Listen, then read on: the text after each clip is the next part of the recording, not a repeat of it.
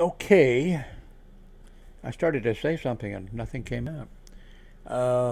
Today is Friday, August 14th, 2015. Um, the other day, yesterday, or last night late, I installed Periscope on my cell phone. And apparently it's owned actually by Twitter. So I signed up for an account. Uh, I think my username is N0UWY.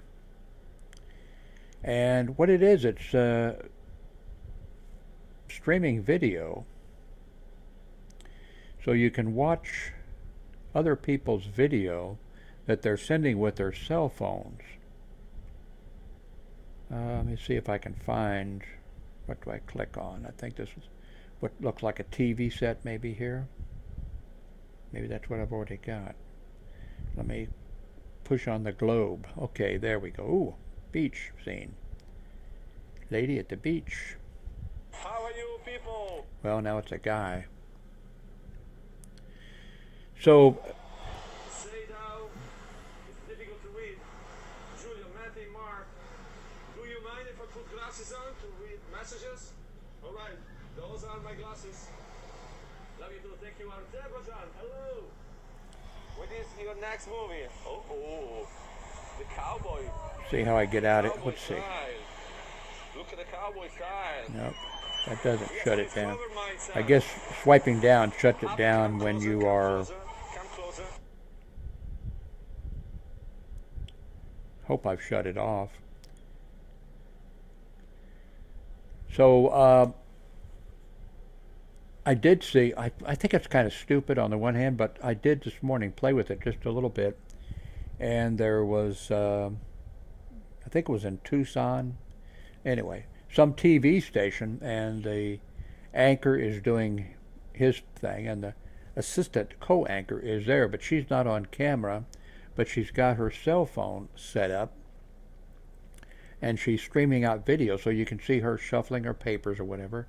Then you see the newscast end, and they're talking back and forth to the crew, and then she talks to the cell phone and says, okay, she's going to switch over and start sending video on Facebook or someplace or whatever. So that did look interesting. Behind the scenes views of stuff like that going on. So anyway, Periscope. You can save the video. So you can send the video live. People can comment while they're watching it. Now I'm not interested in doing that because I don't want to be typing anything in. I didn't even want to type in a title for the thing. I don't like doing anything on a cell phone with a little keyboard or whatever. But you can save it. So I saved made a 2-minute video and saved it. I have no idea where it is. I went to Twitter. I thought that Twitter would put them on there since it's owned by Twitter. Couldn't find it.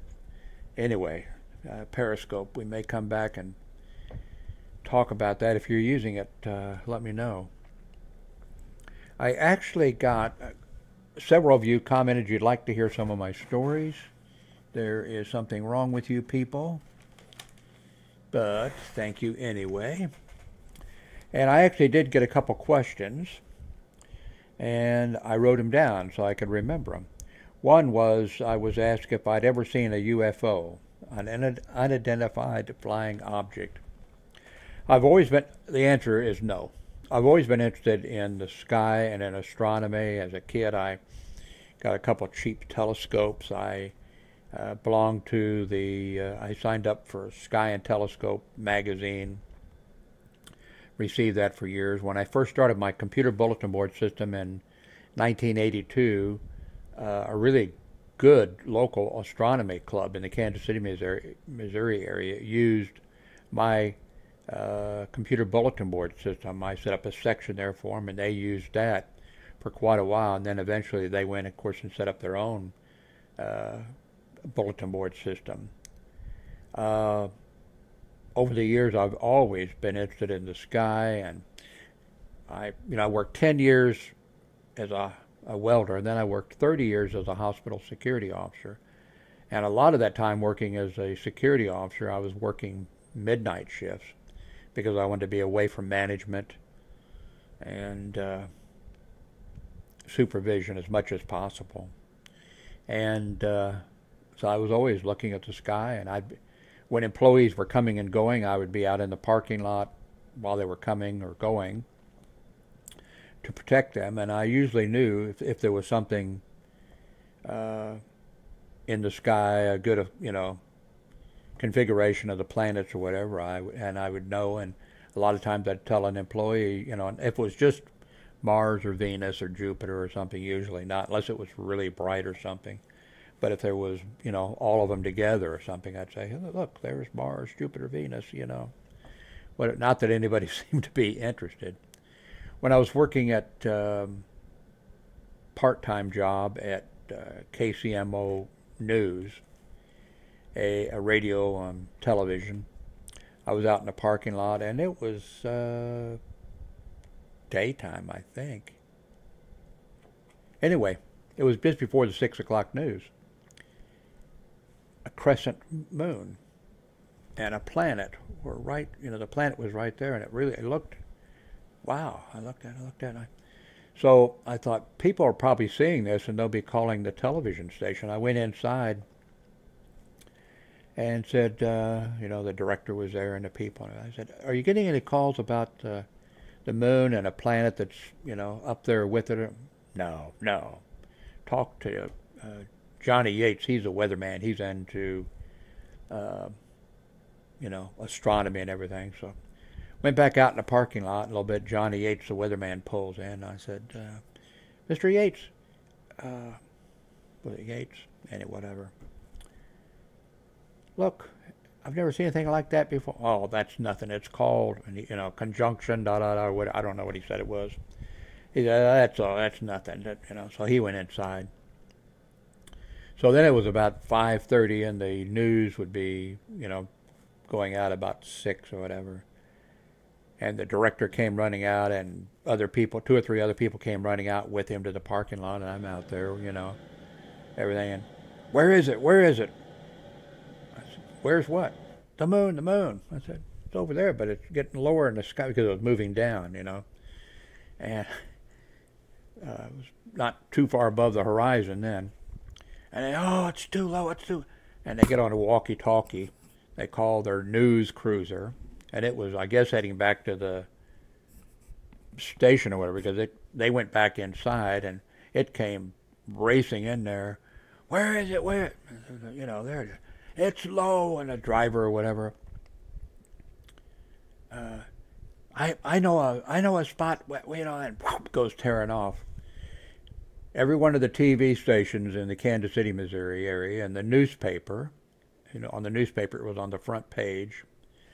People were calling about this and blah, and it was on all the other TV. The KCMO didn't get it on their news channel. So I've always been watching the sky, and when palm devices came out, you could.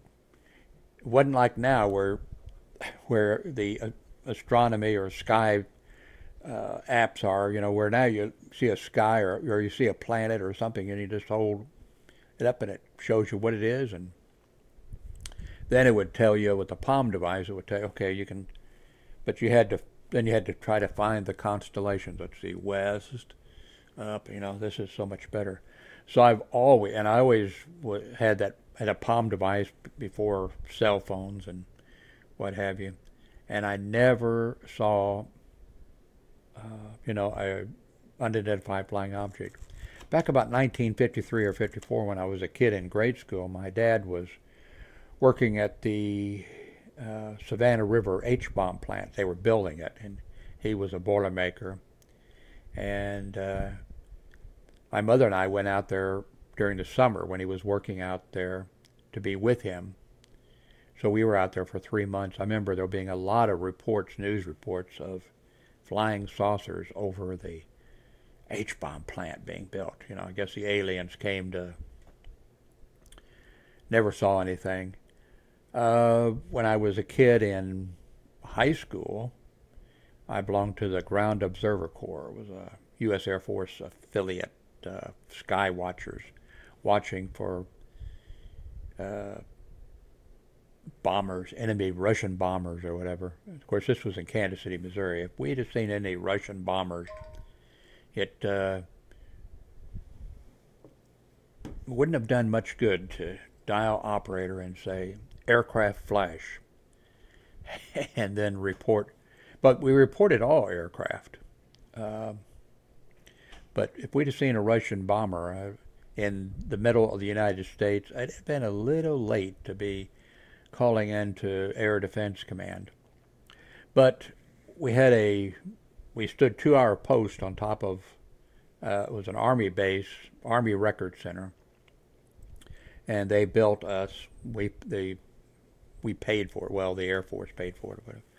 But we had to climb up a ladder, and then there was a shack up there, and we could see the sky, and we had a telephone. And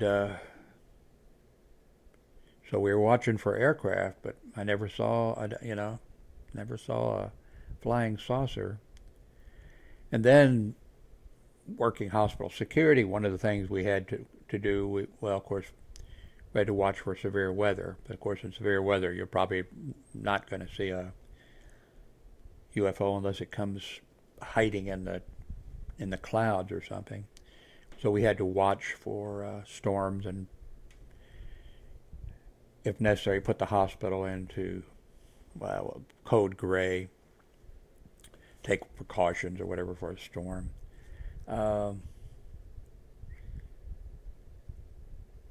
So I just never saw a UFO. And on top of that, when they did away with the Ground Observer Corps, because they finally decided, that with radar and what have you, they didn't need us. We switched over and we were told we were the first, which I find kind of hard to believe, first trained weather observers. The weather department trained us to be weather observers. And so we would then be watching for storms.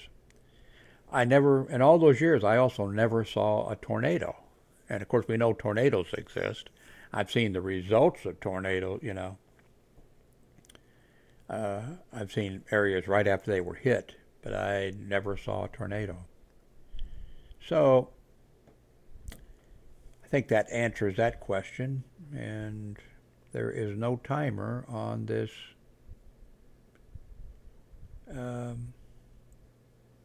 program I'm using. I hope I hit the start. One of the questions was, why did I stop welding? Because I mentioned that I worked for 10 years as a welder, and I really enjoyed it and liked it. And why did I stop? I should have stopped before 10 years because of my hearing loss. When I was working in shops with the noise that's going on, tremendous amount of noise, I couldn't hear a thing. The supervisor could stand right next to me, screaming in my ear, and I could not hear a word he said because of all the noise. Other people could. I couldn't because of the nature of the hearing loss that I had. Right now, if I were watching something on the computer with audio or watching the television set, if my grandson were to come to the door and say something to me, I mean, I'd know he was talking and I could even hear him, but it just wouldn't register. It just doesn't work. It's there's a reason for it and there's a name for it, and it's but the same with the telephone. If I'm talking to somebody there and I answer the telephone, now if you don't have this type of hearing loss or whatever, you can be on the telephone and you can know what that person there is saying, and you can carry on, 2 conversations or whatever. I can't. So I shouldn't have been working as a welder for that reason. But the reason that I quit was that my wife, when I met her, she was just getting ready to set up a tropical fish shop. And in fact, the first date, she tried to get out of it with me because she was 18 and I was 26. And she was a little bit worried, you know. So she tried to get out of it by saying, well, I can't, you know, can't go to a movie with you tonight because I'm got to fill my fish tanks with water. And I said, well, I'll come over and I'll fill the fish tanks. I went over, filled the tanks with water, and we went out together. So, and we got married pretty quick, and so she had that fish shop. She ran the fish shop with her mother, and then her mother eventually said, you know, I don't want to be doing this. And Darlene also loved me so much, wanted to have me there with her, that she nagged me, and I quit the welding job that I had, which was a really good one and I liked, and ended up with this tropical fish shop for 4 years. Now, somebody else asked they'd like to hear about the tropical fish shop, but that'll be maybe the next story, because I'll have to try to cover 4 years in a video. So that'll maybe be the next story. If there's something else you want to hear about, let me know. And I better bring this to a conclusion, and I hope to God that I actually am recording this. We'll find out here.